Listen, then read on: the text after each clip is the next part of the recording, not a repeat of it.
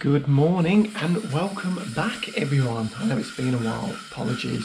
But for anyone who doesn't do videos like these, they can be a bit difficult to set up at times and sometimes the motivation is a little bit lacking. But we are back with what is hopefully going to be a new series as we finally journey towards a full distance Ironman.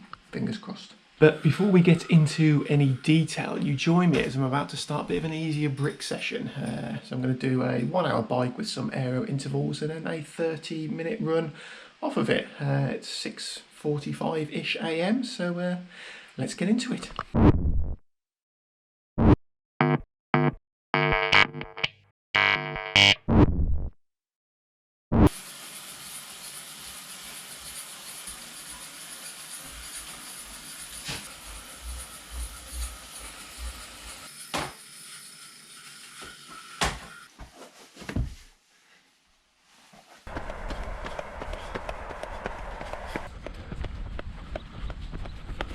Now, as I was saying, we're hopefully going to be doing a full distance triathlon, full distance Ironman in the summer of this year. We actually have two options to pick from. Unfortunately, I may end up having to do two in the space of 3 weeks, so I think that'll be a little bit interesting, as I've never done a single one before, so we shall see. Anyway, when you last saw me, it was towards the end of October. I was actually running around Rickmansworth Park Run.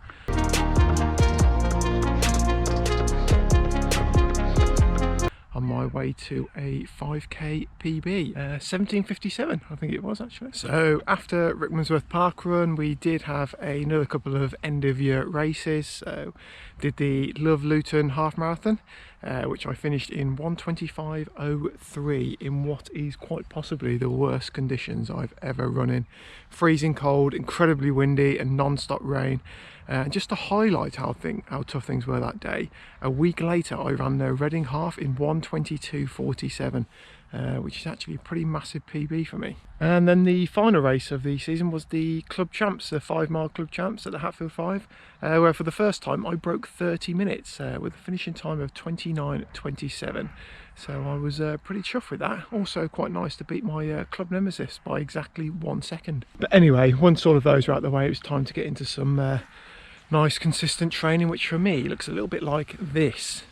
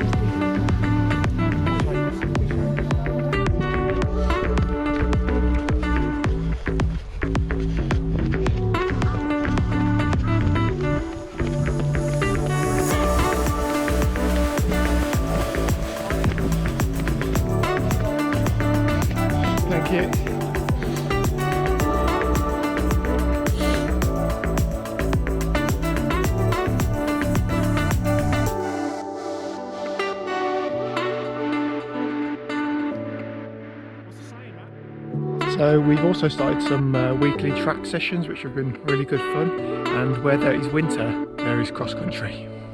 Look at this guy!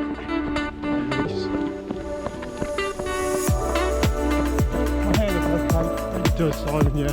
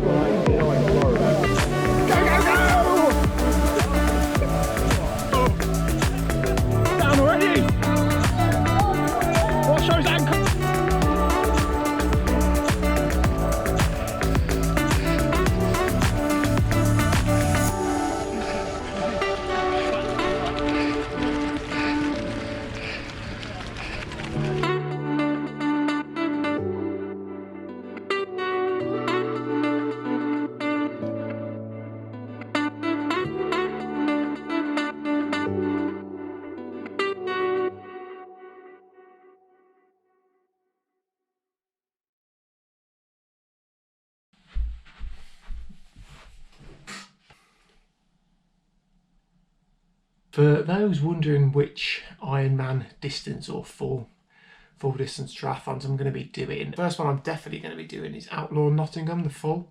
So I did the half last year, really enjoyed it. It's a really great event, so I figured I should be okay doing the longer distance version. I think a lot of it's actually the same course, and a lot of the run does go around the lake, the swim's obviously in the lake, and I think some of the bike courses reused, so I should be okay on that. And then for anyone who's been watching my videos for a while, you'll know that I've actually had an entry for Ironman Austria since 2020, and due to, you know what, it just keeps getting rolled over. So at the moment we don't actually have any plans to go out there and do that, but if we don't do it, we've basically lost 600 quid each. So it may be sort of a last minute decision to end up going to Austria and entering that event as well. The only issue with doing Ironman Austria is that it's actually 3 weeks before Outlaw Nottingham, and it's actually quite a tough course. I'm a bit worried that I may end up doing it and then destroy myself and not being able to do any of Outlaw Nottingham. So doing the first may end up compromising the second. And the reason I have two events so close together is just because I was sort of resigned to the fact that we weren't ever going to do Ironman Austria. I just assumed it was never going to happen, so I entered the Outlaw full, and now I may end up doing both, maybe. Oh, and we also have a baby on the way. So I will see you in the next one, where I'm going to discuss my sort of end of 2021 baseline tests, fitness tests that I did, just to see where I'm at. So some of them went well, some of them didn't, so stick around for that one. Bye.